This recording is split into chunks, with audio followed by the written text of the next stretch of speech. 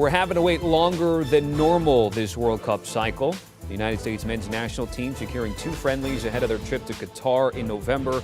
They'll first meet Japan September 23rd at a to-be-revealed European venue.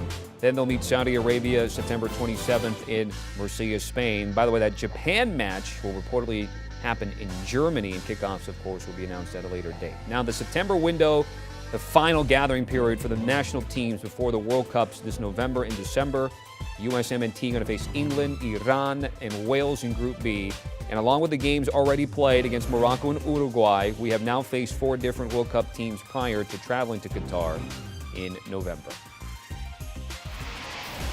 All right, let's welcome back Tomas Rongen from Holiday, former lead scout for the USMNT, and of course our favorite soccer analyst joining us here on CBS Sports HQ. Again, typically we would be gearing up for World Cup right now. It's not going to happen. It happens in the fall because of the weather conditions there. So what are some of the pros and cons for Team USA dealing with what we've never experienced before, TR? I think that Ernie Stewart, the technical director, and Greg Burrell have done a great job by securing some very good opponents. Going back to the last window, well, Uruguay is a good team. Morocco, which we beat. The Nations League, Grenada and El Salvador, and then topping it off with Saudi Arabia, in that second game, and obviously Japan in the first game. And what you get is, from those confederations, you get a similarity to Iran. Technical players in midfield, some juice on top, but both teams like to sit in, similar to what obviously Iran tries to do as well. So well done, Greg Berhalter, in terms of preparation, in terms of different styles that he's giving his team. And talk about his team, Tommy. Around that time, MLS still in full swing. Around that time, 10-plus games for European players. Both games are being played in Europe, by the way, and we can't wait for a healthy full squad finally to arrive. That includes then hopefully Gio Reyna, which we haven't seen. Chris Richards, an option at center back, obviously. A healthy Weston McKennie, who played sparingly in the last window as well. Stefan is back, who wasn't there, and Cezinho Dest. Those are all pretty much starters for this team. So let me look at you, Toby. Stefan, healthy starter? I want the guy playing more, which is tough because every goalkeeper is a backup at this point. But if you were to pin it on me, I do like Stefan. Dest, yes. Zimmerman. Dest. Question mark. Richards, if he's healthy? Right. Yeah, I agree with you. Go ahead. No, so this is the thing that our producer brought up, because you bring up outside of injury and health, what about guys who are in form? Will a starting 11 or rotational plan for Greg Berhalter change given any kind of recency bias? I think 8 spots, maybe 9 pick themselves. Those 2 will go to informed players, and it's the center back position and still the number 9 position. So Adams, holding midfielder, Weston McKennie. Musa, pretty darn good. Now becomes the problem. Gio Reyna prefers to play in the 10.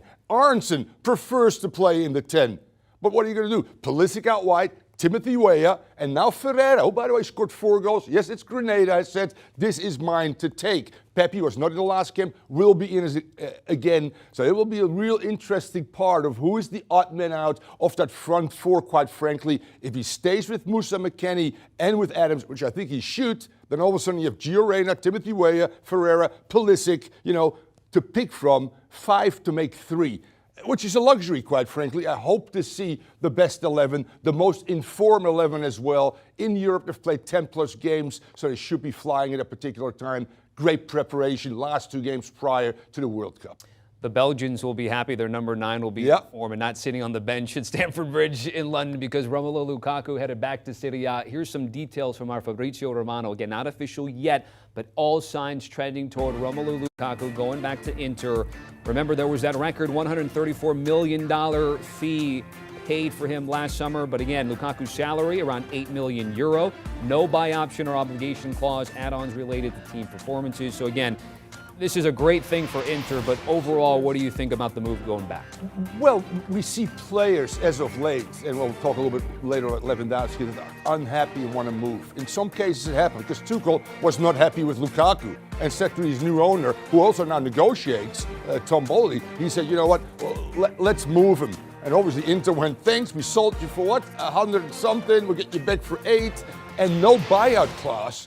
which means if Tuchel is still there, he doesn't want Lukaku back, and Inter might end up with a player almost for free. With Lautaro Martinez, that's a 1-2 punch for Inter up front. 2 points, they came up short of winning the Scudetto in Italy, so that will bolster them. By the way, Fabrizio just about a minute ago said Mkhitaryan signed as well. Onana, the Ajax goalkeeper, and they're looking at Dybala. So Inter's really improving. Yeah, the Dybala thing was interesting because it was going to be perhaps one or the other. Correct. Lukaku's already made the move. Yeah. You mentioned Fabrizio being very busy right now. We are in that time where the transfer window is hot and heavy. Sadio Mane to Bayern, Sebastian Haller there to Dortmund from Ajax. Again, take me through the fits that you like there, specifically with maybe those two players going to those destinations. It makes sense for everybody. Mane's been at Liverpool 6 years. Won everything. Let's be real honest. So you know what? Time for a 30-year-old, which is in his prime, to go elsewhere. And he seems to be happy. Bayern seems to be happy. And you know what? I think that Liverpool says with Darwin Núñez coming in, they spent 100 million, by the way. So they sold Mane for 30 plus, Núñez for 100, a true number 9. Obviously Mane is going to be stellar for this team as a number 9 where he played for Liverpool. And what about Mr. Seb Haller there in Amsterdam, now headed to Bundesliga? What a year. 21 goals, 7 assists for Ajax, and by the way, 11 in the UCL. Those numbers equal or better than Haaland last year. I know there were some injuries for Haaland, but I think it's a great choice for Ajax, because now they're looking at Bergwijn, and Robbery comes back, so they got a number 9. Good business by Ajax, without a doubt. Good business for Dortmund as well. You get similarities. A big guy in the box that can score, and the Gio Reynas will provide him with assists and opportunities for him to score as well. Will he score as often as Haaland? I don't think so, but that's still a good move for Dortmund for 30 million. All right, Haller for Haaland, and quickly here, Robert Lewandowski as the world turns. It's crazy. Again, Fabrizio just said, look, they're saying, you're going to pre-season. First day we expect you there. You got a year left of your contract. Barca, don't send any more offers, because you know what? We brought Mane in for more competition up front because we're not happy we lost against Villarreal in the UCL. So this is interesting. I still think Lewandowski could afford this move. Is it Barcelona who's lacking finances right now? Or who thought boldly say, we lost Lukaku, Tuchel, would you like Lewandowski for a few years? So that might be an option for him as well. PSG rumored as well, because the new coach Galtier and the new technical Campos like to play at a 4-4-2 with a big man up front.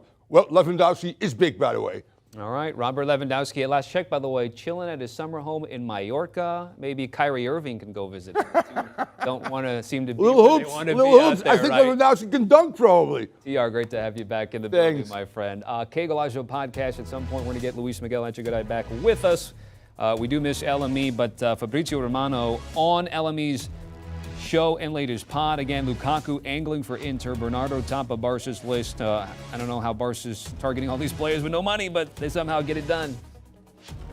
Do you want a sports network that delivers everything that matters about the game? The highlights, the picks, the instant analysis. No yelling, no fake debates, no politics. Hit the subscribe button and never miss a moment.